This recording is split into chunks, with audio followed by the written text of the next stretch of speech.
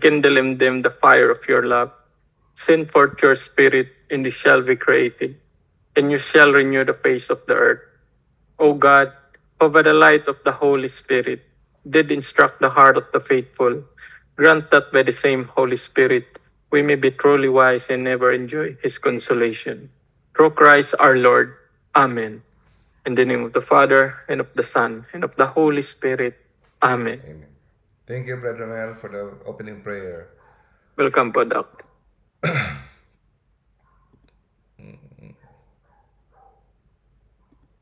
Okay. So, welcome sa ating Wednesday Catechism Lecture, Faith Seeking Understanding, Knowing Our Catholic Faith. Ngayong gabi, naisipan ko na bumalik na naman tayo sa ating Imitation of Christ. Last time, ating topic is about prayer. Dalawang magkarugtong about prayer.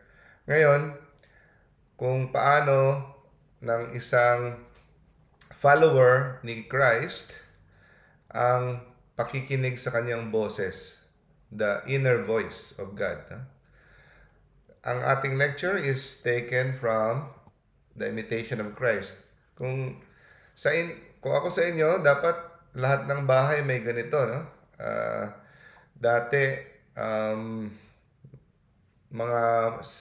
sa mga seminaryo, it is a must ito, no? Ito ay sinulat ni Father Thomas A. Kempis, 1418. No? Napakagandang book. Isa ito sa libro na naghubog ng aking spirituality. Sunod lang.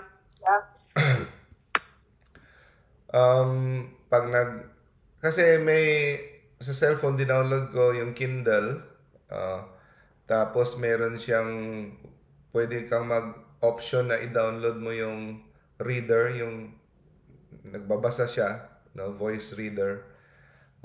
Mura lang.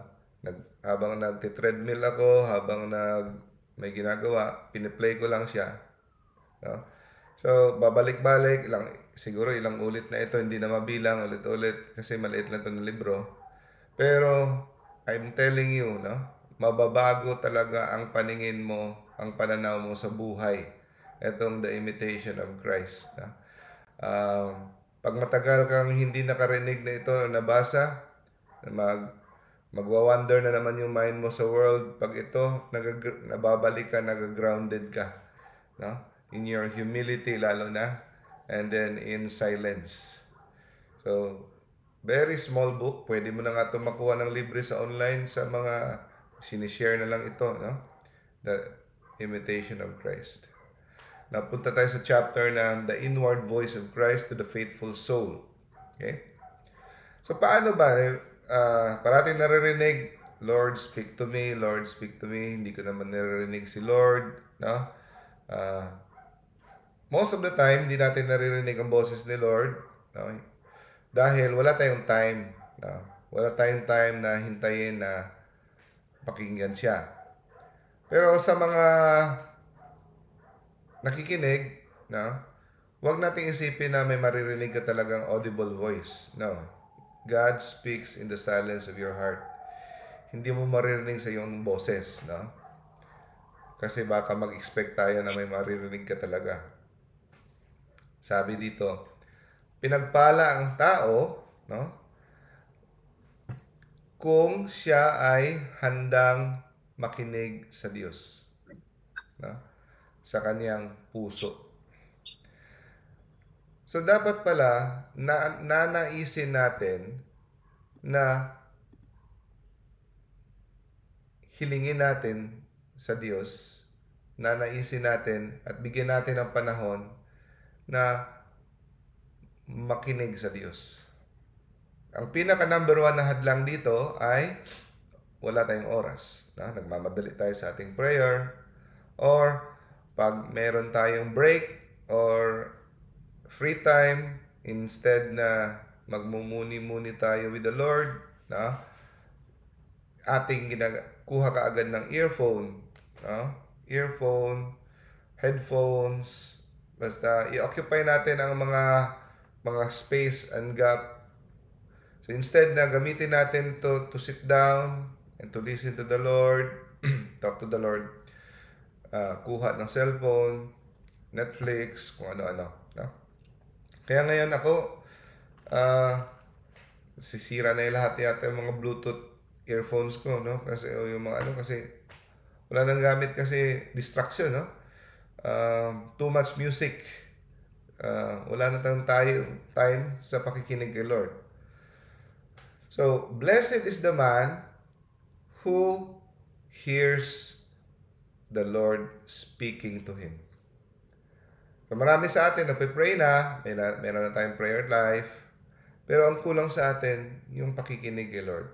Yung kagaya ng sinasabi ng mga saints. No? The Lord speaking to them. At, blessed is the one, no? Yung taong naghihintay ng consolation. Ano yung consolation? Nagpapasaya, consolation. Nagpapalubag ng loob. Doon mo hinihingi sa Diyos. Hindi yung aliw at kasiyahan galing sa mundo.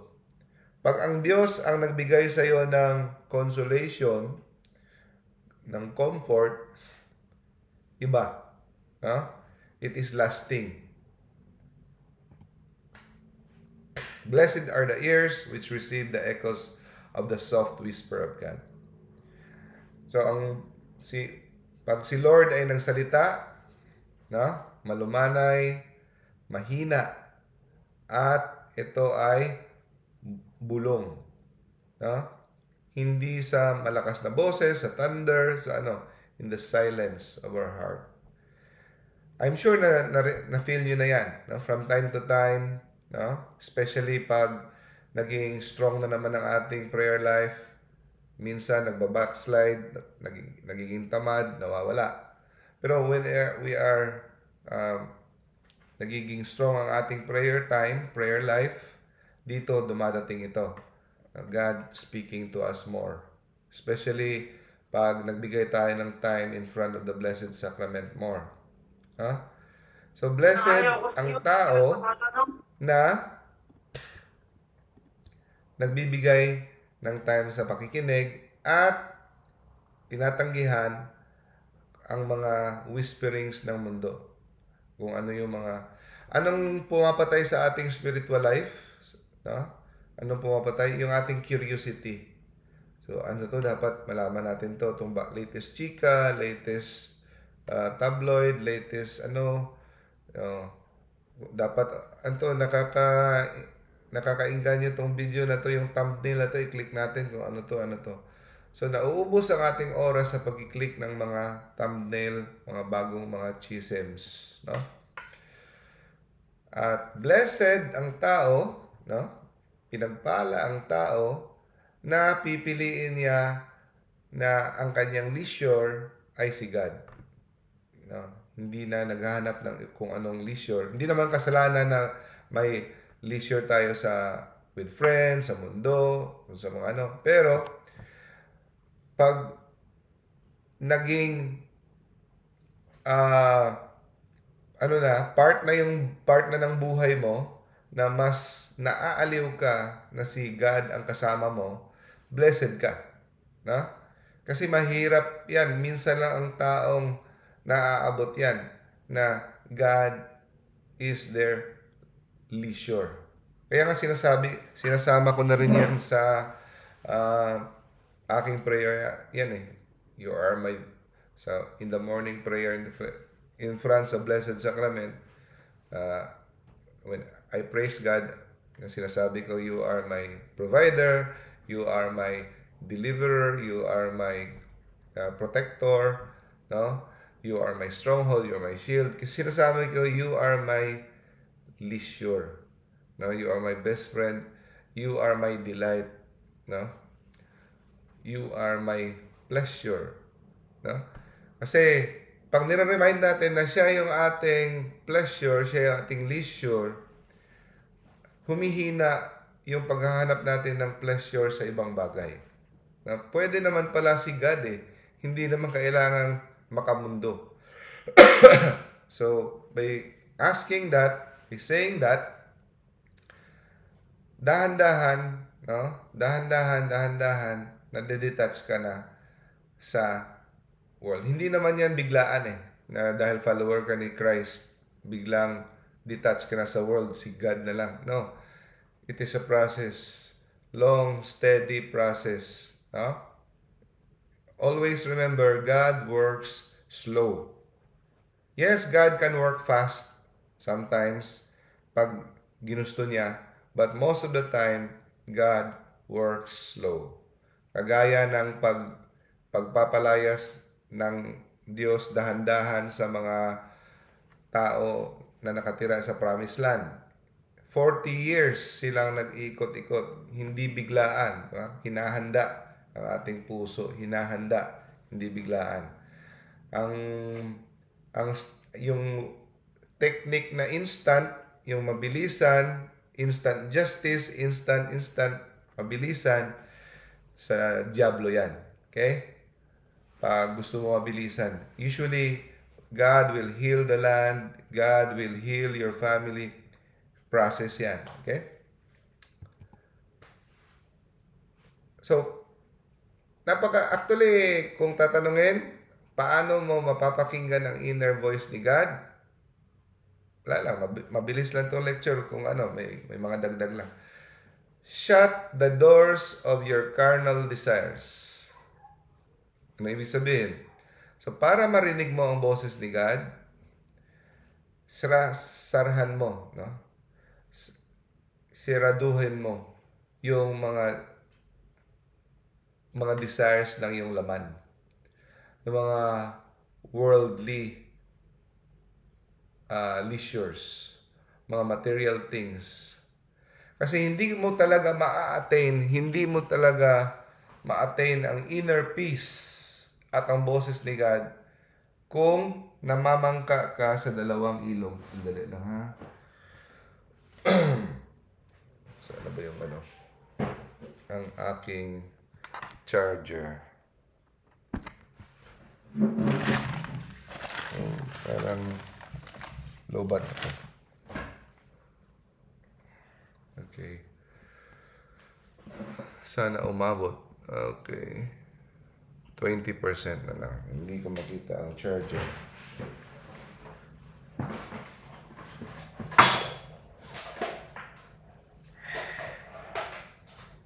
Anyway, sige lang. Pag pag nag-lobat ito, kunin ko lang charger, bilis-bilis. Anyway, so, hindi mo talaga maririnig si God pag divided. No man can serve two masters.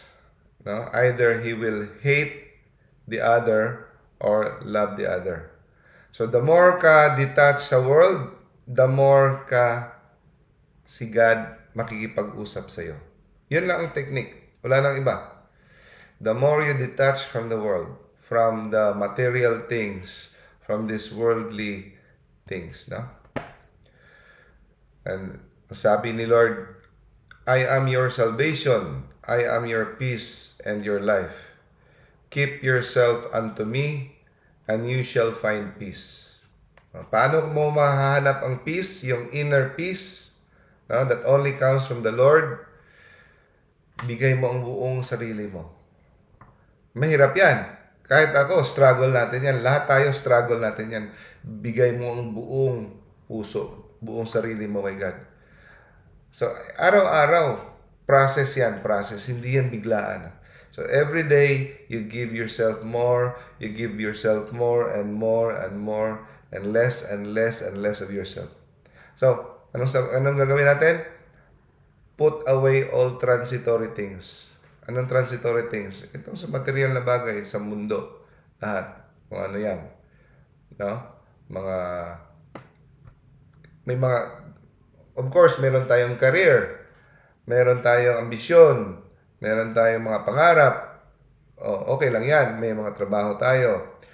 Pero, dapat secondary lang yan. At huwag masyadong punuin ang ating sarili ng mga kung anong-anong mga pangarap na sumisikat, kung anong mga kotse na mga marangya. So, dapat mga basic needs No? Basic needs. May nakita ka na bang saint na ang daming mga nagsobra-sobra na mga wants? Wala. May makikita kang saints na mayaman, pero ang heart nila wala doon. At as much as possible, kanilang gini-give up. No? Gini-give up nila as if they don't own it. Para silang mga managers, no? Stewards ng kayamanan. So, ano daw ang mga temporal things? It is all deceit. No? So, aanhin mo ang lahat ng mga ito, itong mga bagay na ito, dito sa mundo, kung ikaw ay iiwan ni God. Kung iiwan ka ng ating tagapaglikha. Walang kabuluhan lahat, di ba? Put all things away. So, mahirap to gawin. So, anong gagawin natin? Ask God, Lord, give me the grace. Give me the grace. Bigyan mo ako ng lakas, no, na mag-give up ko. Sa ating sarili, hindi natin kayang give up kasi yung heart natin gusto itong mga things na to because we think these will make us happy. Only the power of God can make us give it away. Kahit ako, Lord, make me generous. No? Because sa aking sarili lang, may tendency ako maging madamot. No? So, Lord, tanggapin mo, Lord, madamot ako. Pero, yung kapangyarihan mo lang makakapagbigay,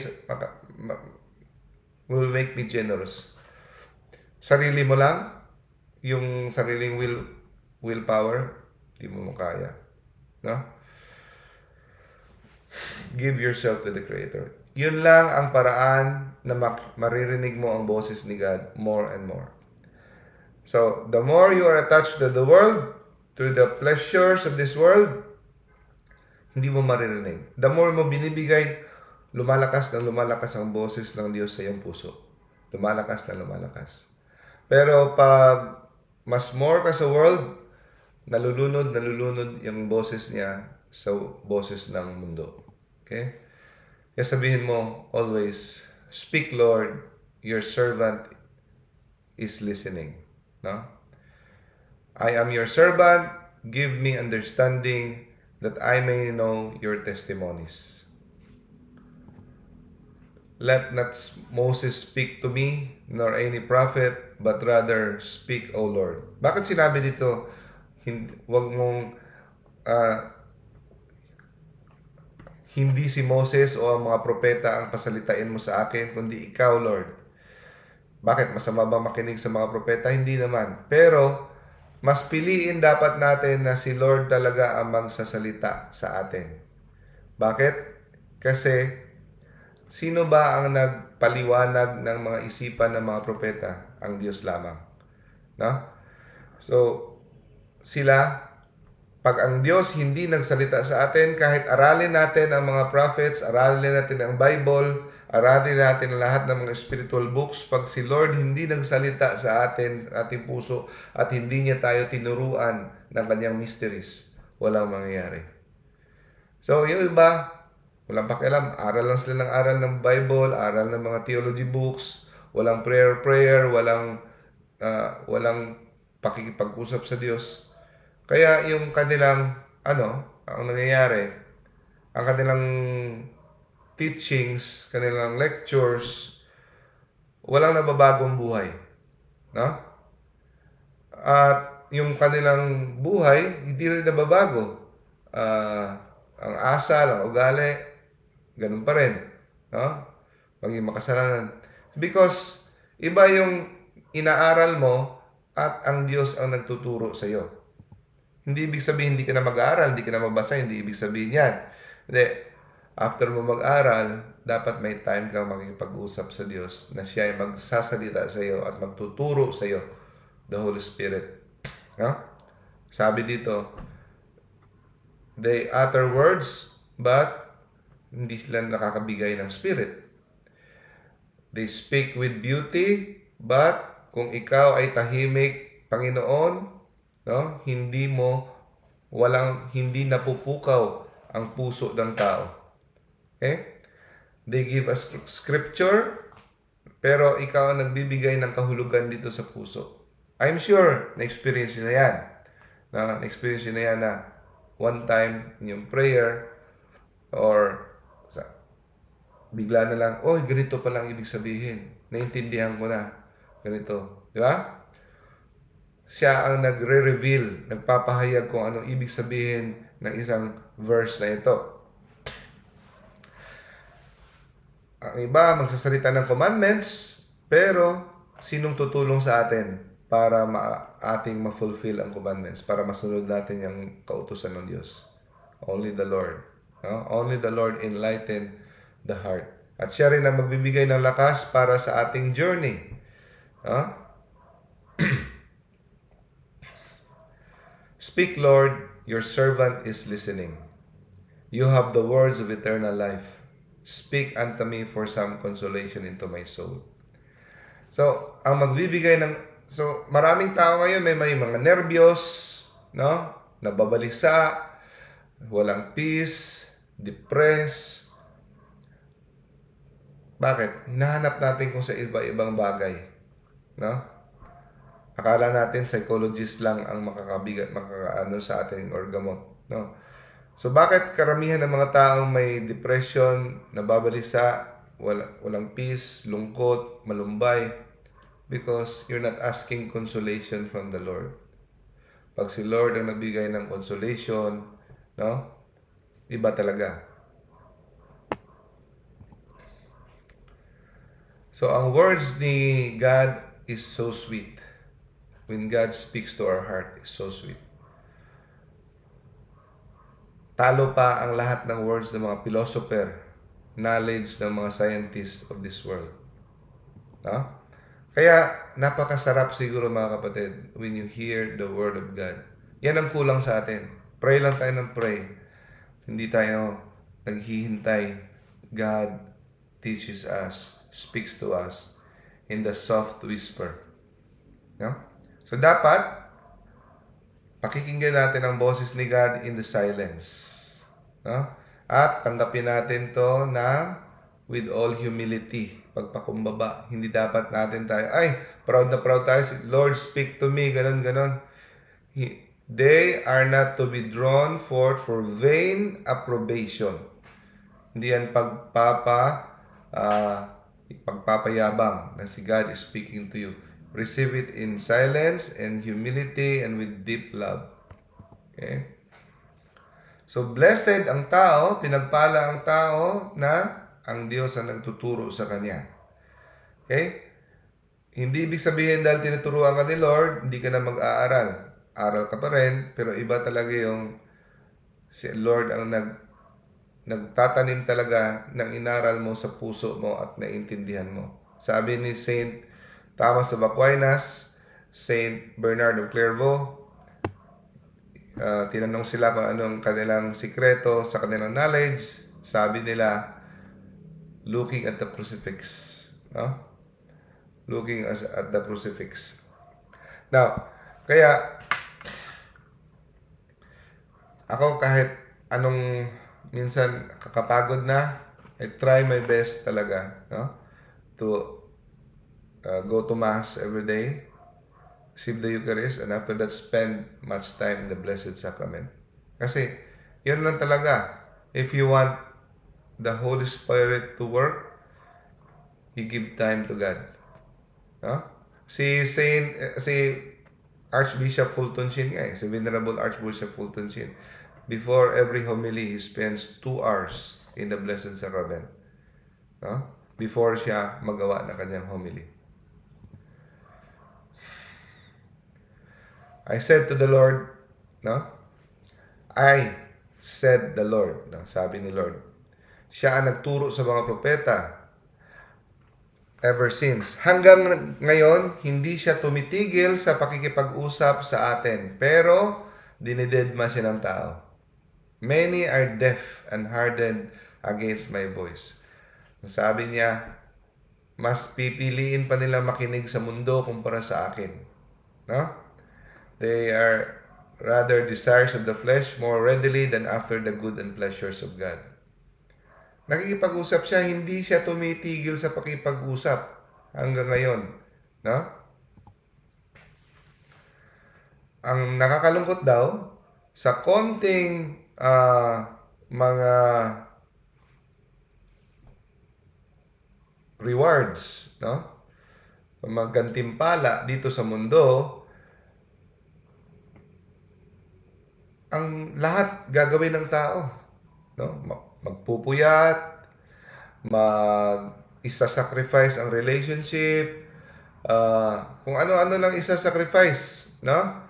Grabing kayod for this temporary small reward. Yung iba, para maging magaling na athlete, gagawin lahat. Para maging magaling na musician, magpupuyat, grabe practice, dudugo na yung kamay, kung ano-ano na. Yung iba, para maging magaling na boxer, magaling na fighter, lahat na lang isasakripisyo. Ng iba nagkaka-paralyze na for this small reward. Pero pagdating sa eternal reward na walang katapusan, forever and ever, ayaw nga lang magbuhat, hindi willing, no? Hindi willing magbuhat ng kahit konting kamay. So lahat sa mga worldly things, kasikatan, karangyaan, lahat gagawin, no? For a little reward, men would make a long journey. Yeah? Kahit ilang bundok, tatahakin. Pero lahat yan, temporary lang yan. Lahat. Pero for eternal life, many will scarce to lift even a foot from the ground. Oh, shame for an unchangeable good, inestimable reward. No? Reward na walang hanggan. Nakakalungkot. Isipin. No? Ayaw nating magsumikap. Ayaw nating bigyan ng time. Pero sa mga konti, no? Banat tayo. Ang iba naman, nawawalan ng pag-asa. Tagal-tagal nito, kayod ako ng kayod. Para sa kay Lord, wala naman, parang wala. Pero huwag tayong mawalan ng pag-asa dahil sabi ni Lord, kung manatili lang kayo hanggang sa huli, no? I will give my promise. If only a man remain faithful until the end. So, kailangan lang natin manatili. Kailangan natin magkaroon ng pag-asa. Because He will not fail. He will give His promise. Kung tayo'y mananatili hanggang sa huli. Isulat niyo sa inyong puso, sabi ni God, ang aking salita. No? Kasi pag nakasulat yan, pag nakaukit yan sa inyong mga puso, meaning nakapenetrate talaga, hindi lang yung labas sa ilong, makakatulong to pagdating ng mga pagsubok.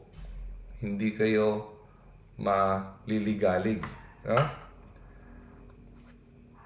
Ang sabi niya, pakinggan niyo to, bumibisita, no, ang Diyos ng dalawang paraan. So pag ang mga bagay na hindi mo masyado maintindihan sa buhay mo, maiintindihan mo sa pagdating ng pagbisita ni Lord sa iyo. Okay? What you understand, what you do not understand, you will when the visitation of the Lord comes. Kailan nagbibisita si Lord? Dalawang paraan. Sa dalawang paraan, bibisita si Lord sa atin. Temptation and comfort. Sa pagsubok ng buhay at sa ating comfort. Pag tayo kanyang nilulubag, pagpalubag ng loob. No? Kino-comfort kanya.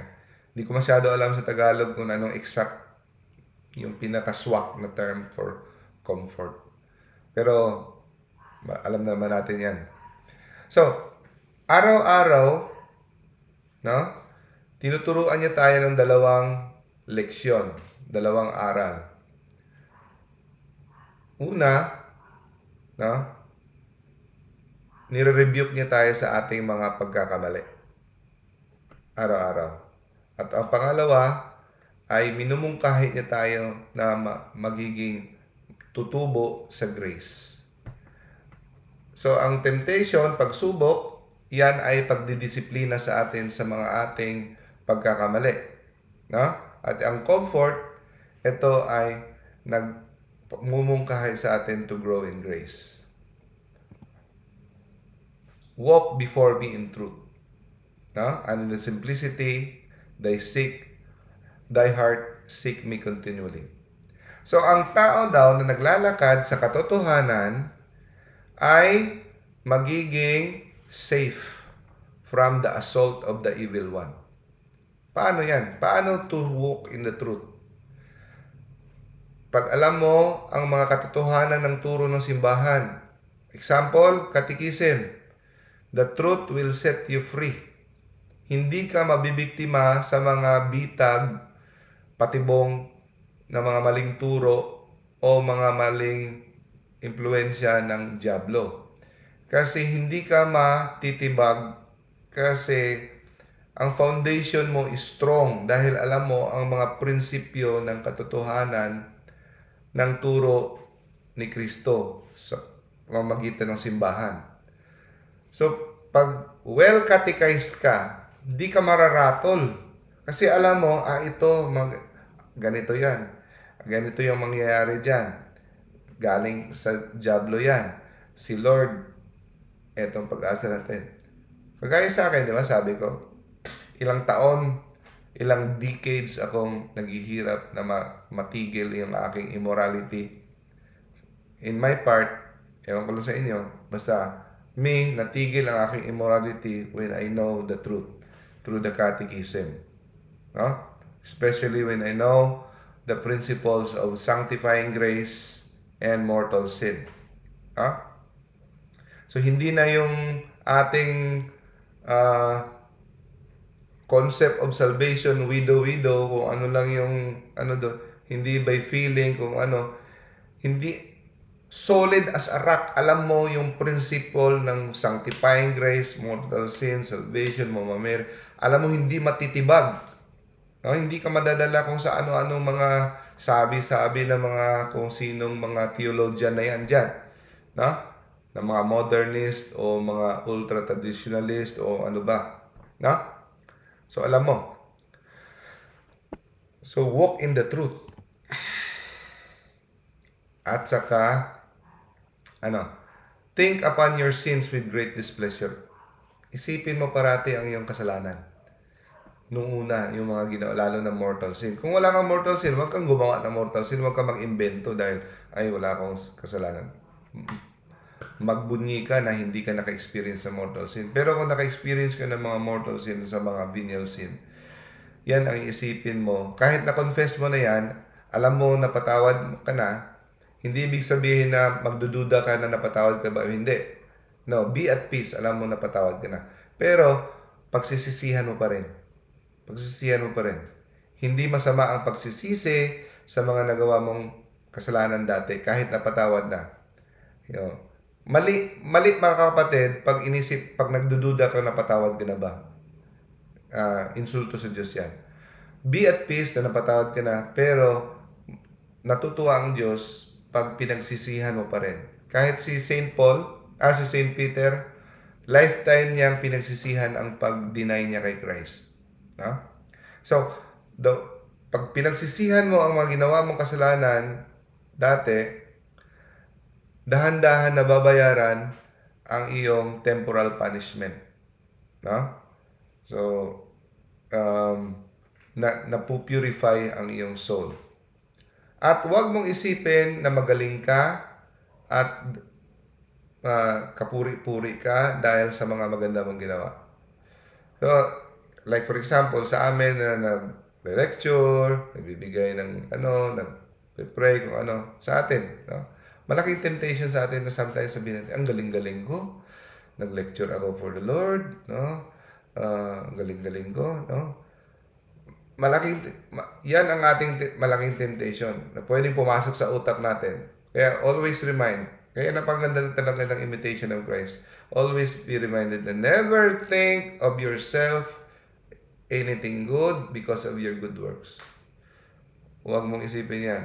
Mabibiktima ka niyan, mahuhulog ka sa pride. No? So wala kang dapat ikapagyabang dahil sa mga ginawa mo. Nag-serve ka, o ano ba dyan, bayad ka, nag-pray ka, nagsimba ka. No? Ang isipin mo, ikaw ay mahina. More than you think you are. Kala mo, kasi tinatanggap na mahina ka, pero you are actually weaker than you think you are. Huh? So let therefore nothing which you do seem to be great. Huwag mong isipin na anong ginagawa mo sa simbahan na napaka-importante at dapat papasalamatan ka o napakagaling mo. No? Okay? Nothing praiseworthy or desirable. So ang attitude natin dapat sa Luke chapter 17 verse 10,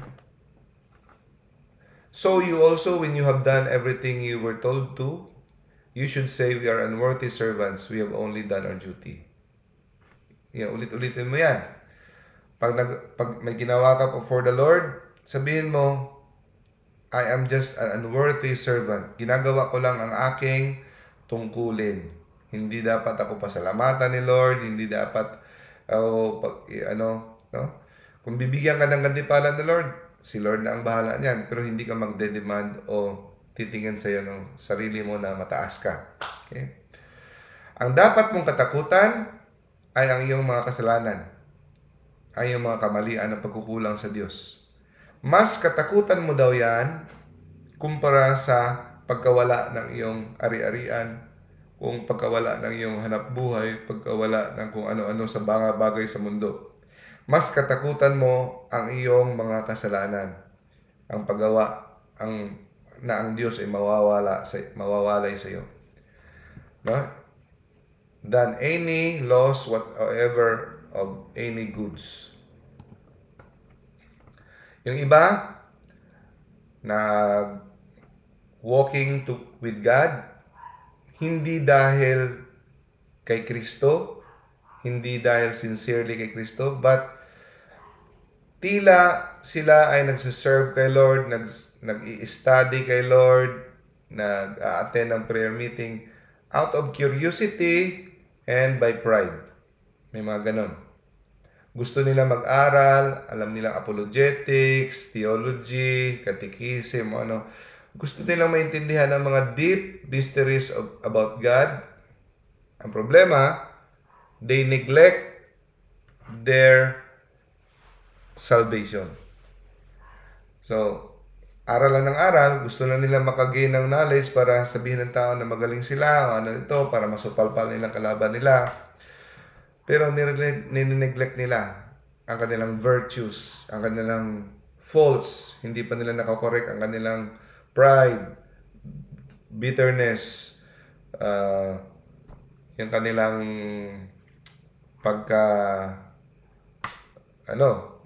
greedy, mga ganon. They neglect in pag-usisa sa kanilang sarili. So many fall into this temptation because of pride. Anong sabi ni Lord sa mga taong ganon? Dahil para sila ay makilala na magaling, ganon, I am against them. Huh? Mag-ingat tayo mga kapatid. Kahit tayo nagsiserve na kay Lord, tingnan natin ito. Kasi ito yung hindi ka makukuha sa babae, hindi ka makukuha sa pera ng dyablo, kukunin ka niya sa pride. No? Feeling mo magaling ka. At si Lord is against it.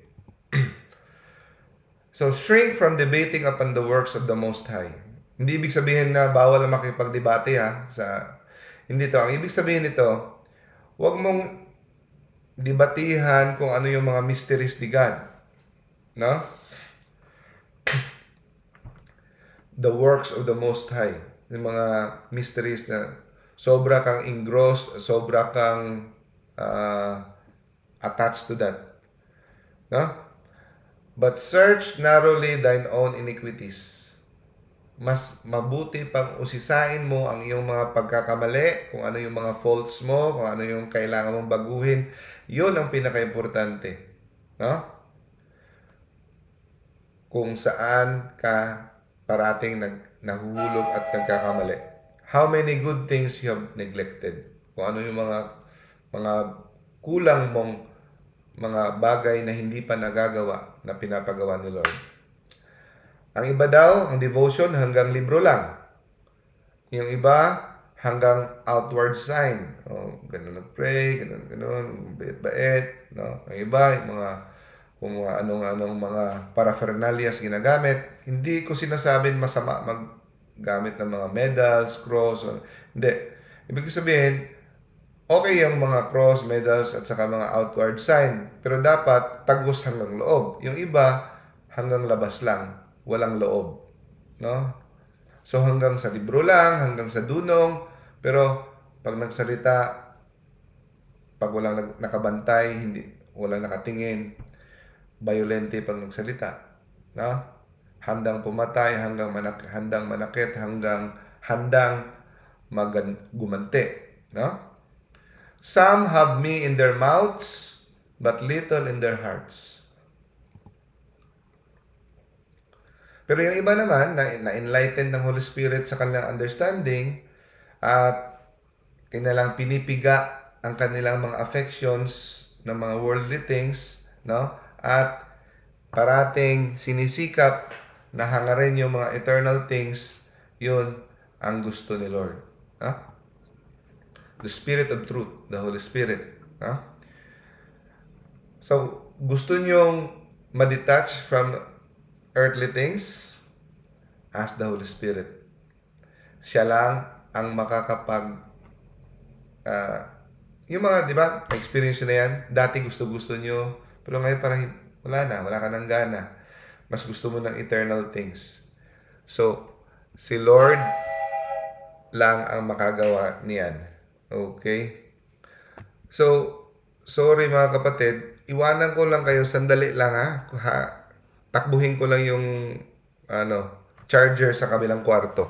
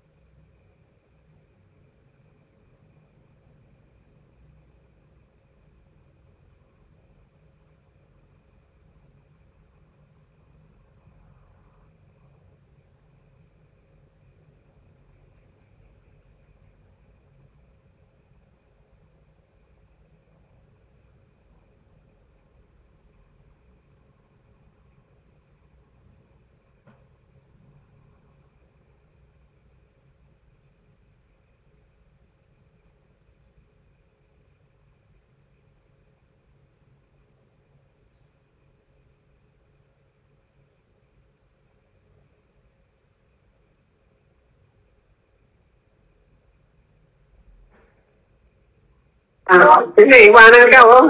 Nagdagdating mo ulan.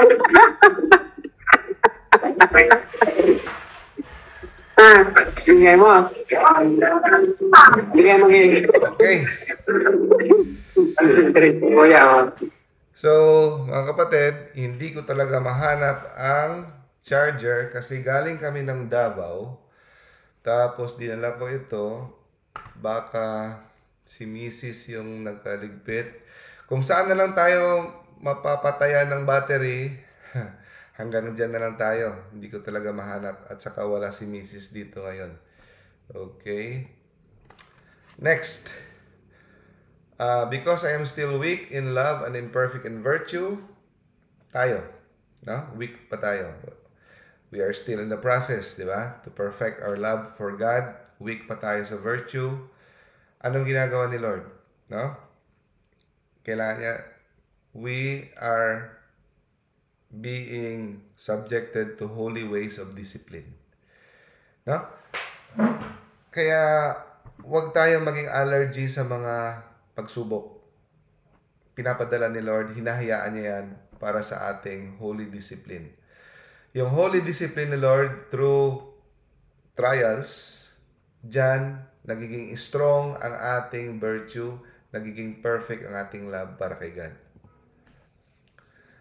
So, huwag nating kalimutan sa ating spiritual life, our walk with the Lord, pinaka-importanting ingredient is love for God. Dapat love natin si God. Yan ang ating nanaisin. Kasama sa ating prayer in the morning. Lord, sa akin sinasabi ko parati, Lord, give me the grace to love you with all of my heart, my soul, my strength, with all of my mind. No? And to love my fellow men as I love myself for the love of you. So, siya lang ang makakatulong para mahalin natin siya. No? So, kung meron tayong pagmamahal sa Diyos at na-develop natin ang love kay God, yung mga ginagawa nating mahirap, hindi na mahirap. Yung mga mapait, nagiging matamis. No? At nagsisikap parati tayo for greater perfection. Nakagawa tayo ng good works. So, it is a process. No? I'm sure na-experience nyo na rin yan. Di ba? May time na hot ka kay Lord, na excited ka, hindi mo iniinda ang pagod, ang puyat, kahit hindi ka napapasalamatan, okay lang. May mga ganon, di ba? Burst of loves, no? Burst of love. Galing kay Lord yan, no? But it is a process. Pero na-perfect na ng mga saints. Kaya, kahit iihawin pa sila, di ba? Kahit puputulan pa sila ng ulo, okay lang. Sa atin, may mga small degree. Magdepende sa degree, di ba? Napaka-importante na you have love. So, pag ginawa mo ito lahat, walang love kay God, mahirap to lahat. Mahirap to lahat pag walang love kay God. So, dapat nanaisin natin ang tagapagbigay ng gift. Hindi yung gift. Hingi tayo kay Lord. Pag hindi binigay sa atin, tatampo na tayo. Dapat more than the gift, the giver. Ha? So, hindi nangingiwenta. Pag love natin si Lord, hindi natin nangingiwenta. Hindi natin tinitingnan ng ating mga labors. No? At, hindi lang natin ginagawa kung anong kailangan gawin, mas pinapahigitan pa natin. We strive to do more than that is able to do. Higitan pa natin. Hindi natin kinikwentahan si Lord. Huwag tayong maging legalistic. So kahit pag meron ang love, kahit tayo ay pagod, hindi tayo na though we are fatigued, we are not weary. Pagod pero hindi ka nawawala talaga ng lakas. No? Kahit tayo ay nag-aalala dahil may mga pagsubok sa buhay, hindi tayo nasisindak. No? If we have love. Love is swift, sincere, pious, pleasant, gentle, strong, patient, faithful, prudent, long-suffering, manly, never seeking her own. Ito ang pinaka-importante. Pag tayo nagmamahal kay Lord, dapat hindi natin hinahanap para pahalagahan ang ating sarili. Not seeking our own. Hindi yung ating sariling kapakanan ang ating iniisip. No? Kasi ang Kristiyano na always seeking his own falls from love. Ayaw ni Lord ng ganyan. Whoever a man seeks his own. Dapat ang kapakanan parati ni Lord. Ang taong nagmamahal, obedient sa authority. No? hindi siya, feeling niya mas magaling pa siya sa lahat. Obedient to authority, to the magisterium, to the tradition. Pero pag may nakita kang may mga taong nagtuturo na labag sa magisterium, sa tradition, sa ating doctrine, iba na yan. Pero as much as possible, be obedient to authority, lalo na sa simbahan. At titingnan mo parati ang iyong sarili na mababa, vile in your own sight. Huwag mong tingnan yung sarili mo, saint ka, ang banal-banal mo, ang galing-galing mo. Hindi safe yan, delikado yan.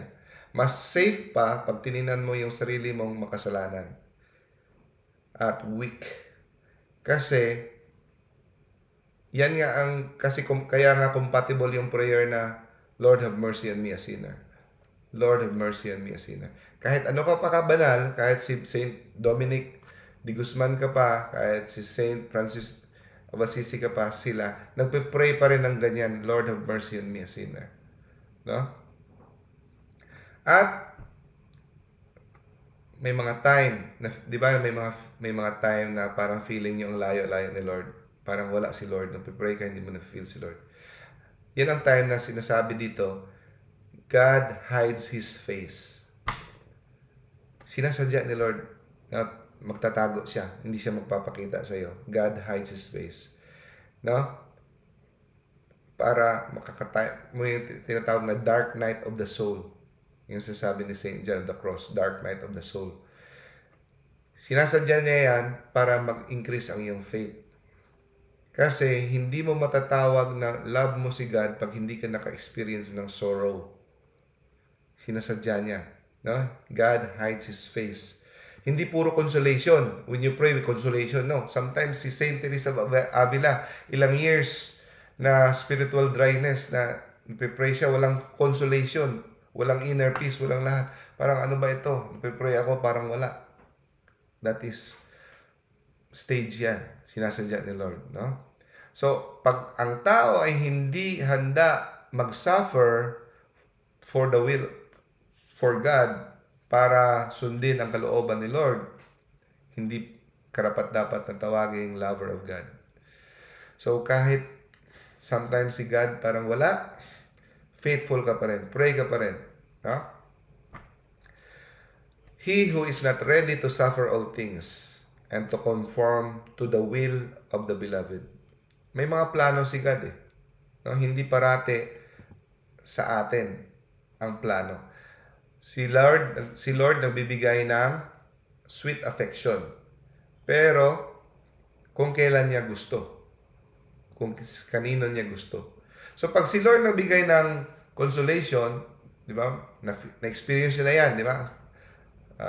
High na high tayo, di ba? Ang sarap ng feeling. Patikim yan ng kung anong nasa langit. Patikim yan. No? Pero hindi parati andyan yan.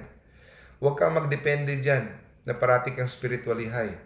Kasi minsan kinukuha ni Lord yan. It comes and goes. Okay? So, strive against evil suggestions. May pumupunta sa atin mga evil suggestions. Huwag ka mag-pray.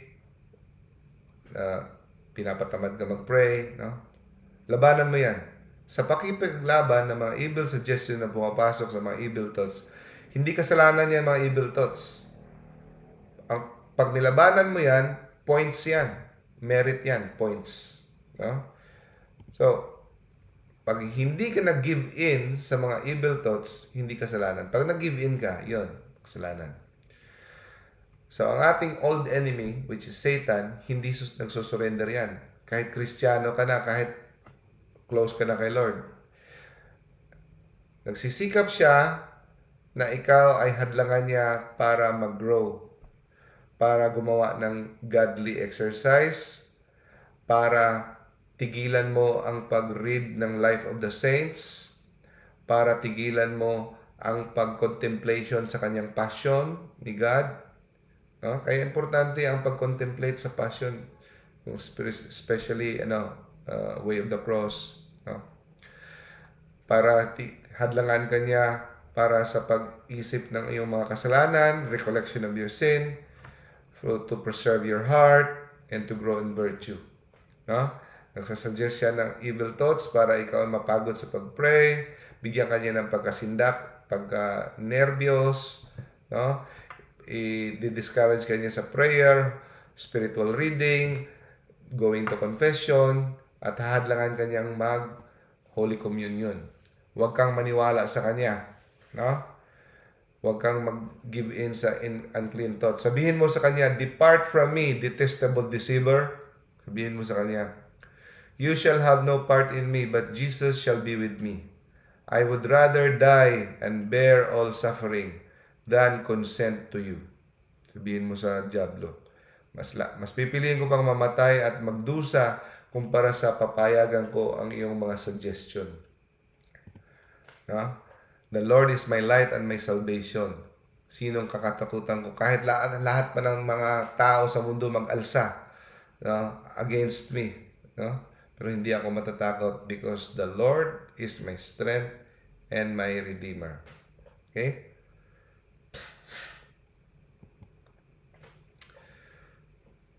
So dapat umasal tayo na parang sundalo.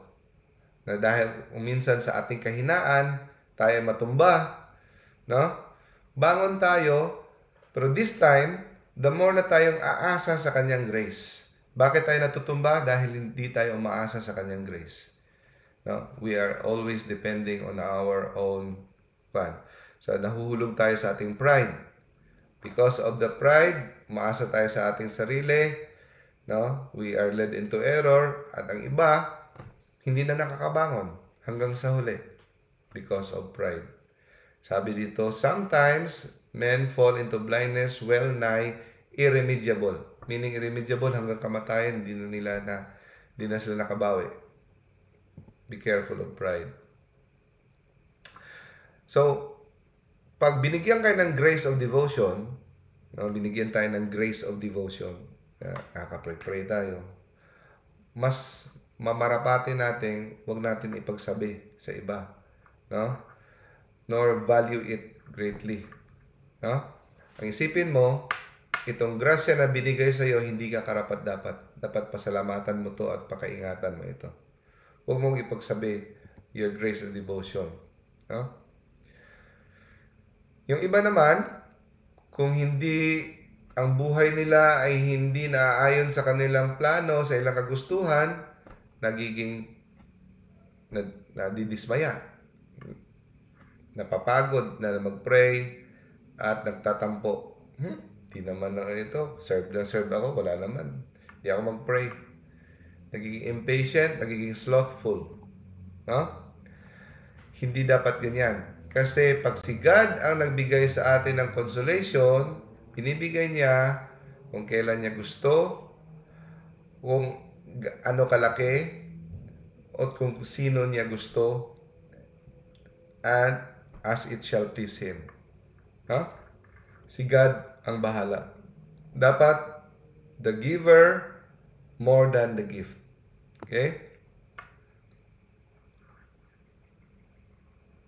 Yung iba, yung bago pa lang kay Lord, no? May mga kasi may mga bago na convert, tapos hat na hat, atat na atat. O yung iba, mag-fasting ako araw-araw. O mag-pray ako, walang tulog-tulog. Yan sinasabi dito na impulse of the heart rather than the judgment of reason. May kakilala nga ako hat na hat, no? Dahil naka-receive ng grace of devotion from time to time. No? Nagsisimba 2 beses sa isang araw. 2 beses. Hat na hat. Pero ngayon, hindi mo na makikita magsisimba. Kahit man lang magsisimba siya every linggo. Pero namin ko, may araw na twice a day magsimba. So, yun ang hindi maganda na atat ka. Ang ginagamit mo lang iyong impulse of the heart and against the judgment of the reason. doing more than they're able. So, dapat gawin mo lang yung makakaya mo, hinay-hinay, dahan-dahan, hindi yung sobra-sobra, tapos na-burnout ka, tapos tigil ka na. Sabi dito, they who are as yet new and unskilled in the way of the Lord, unless they room themselves up the counsel, dapat maghingi sila ng advice sa mga experienced. Huwag kayong mahiya at maging proud na maghingi ng advice sa tingin nyo advanced na in the spiritual life. Okay? Dapat piliin nyo hinginan yung advice. Baka yung mga peke na mga spiritual leaders at nabubuhay sa makasalanan, delikado kayo. Bibigyan kayo ng advice na hindi maganda. So, trust the experience of others rather than your own. So, kung baguhan ka pa sa spiritual life, mas magandang maghingi ka rin ng advice sa iba na experienced, or to have a spiritual director or spiritual advisor. So, mas mabuti pang may konti kang dunong, ngunit ikaw ay humble kumpara sa marami kang naalam na vain self-esteem. Better to have less, than to have more, then you will be proud. Mas mabuti pang konti lang alam mo. Dati, insecure ako. Hindi talaga ako, mga kapatid, hindi ako magaling sa verse. Hindi ko alam ng mga, konti lang alam, memorize ko ng mga Bible verse. At pag ipaharap mo ako mag-debate, hindi ako magaling mag-debate. Pero, na-comfort ako through the imitation of Christ na kahit konti lang alam mo, pero pinakaka-treasure mo itong konti, pinakakaingatan mo to at pinapapabloso mo itong alam mo kung saan ka lang hanggang na. Huwag mong i-compare ang self mo sa iba na ang galing nila talaga. Kanya-kanya tayo may role. Kanya-kanya tayo may target audience na mga tao na ipapangalaga sa iyo ng Diyos. So, yun. Kahit konti lang, pero minamaximize mo naman yung konti mong alam, di ba? Hindi, yung iba, sabi nga, yung lecture mo doon, ang simple-simple lang. Parang pangbata lang yung terms mo. Okay lang. Hindi kailangan high theology kasi may mga taong attracted sa high theology, may mga tao namang mas gusto nila yung simple. So, be faithful to the gift that you're given. It's better to have a small portion of wisdom with humility, okay, than a great treasures of science with vain self-esteem. Okay? Now,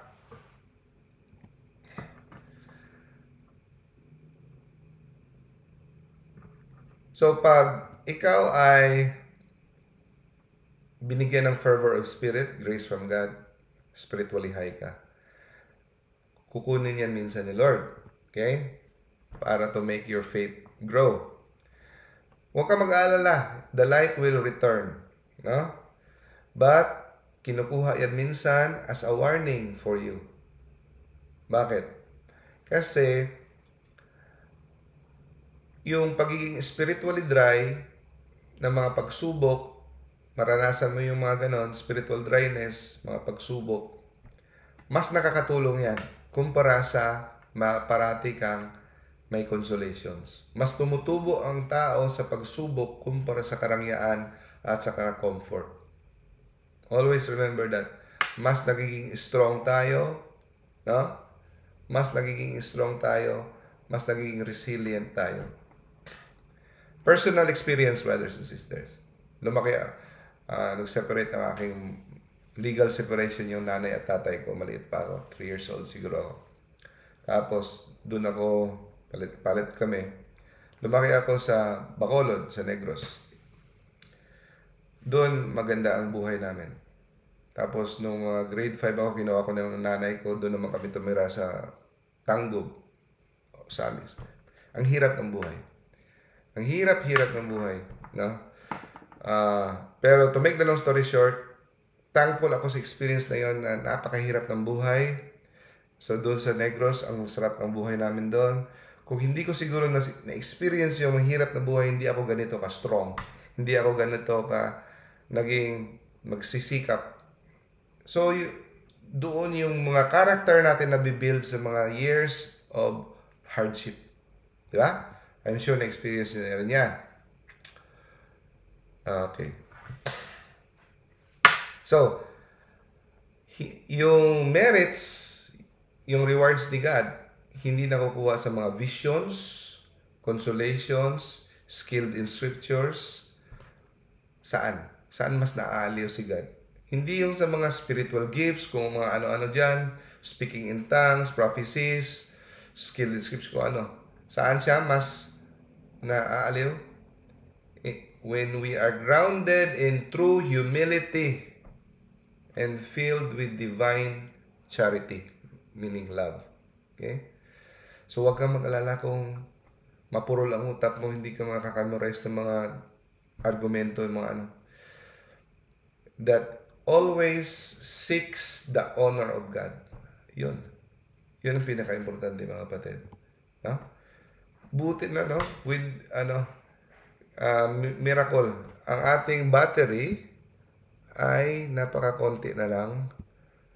3%. Umabot pa tayo, hindi namatay. Miracle from God. Kanina pa ito 16%, tapos umabot pa tayo ng isang oras. Tinulungan tayo ng guardian angel. Okay, praise the Lord. Let us have our closing prayer. Sis Marijon, gusto mo closing prayer? Hello? Or are you still there? Hello, Doc. Sorry. Sige, Yes, sis. Doc. Closing prayer Okay lang tayo, po. sis. Okay. In the name of the Father, of the Son, of the Holy Spirit. Amen.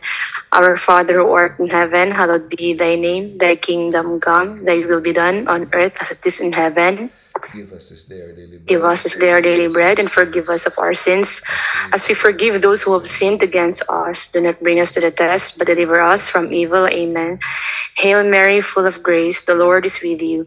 Blessed are you among women, and blessed is the fruit of your womb, Jesus. Holy Mary, Mother of God, pray for us sinners now and at the hour of our death. Amen. Glory be to the Father, and to the Son, and to the Holy Spirit, as it was in the beginning, is now, and shall be, world without end. Amen.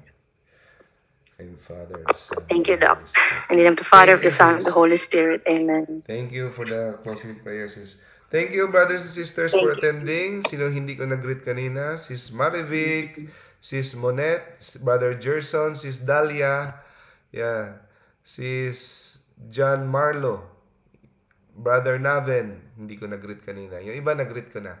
At sa mga subaybay sa Facebook, thank you for attending. Mga nagtiyaga dito sa Zoom, thank you. Thank you, Doc. Thank Malakas you. ka talaga sa taas, di ka nalubat. Lagi. God bless. Thank you. Doc. Thank you, Doc. Thank you sa lecture. Miracle, umabot. Thank you. Praise the Lord. Praise God. So,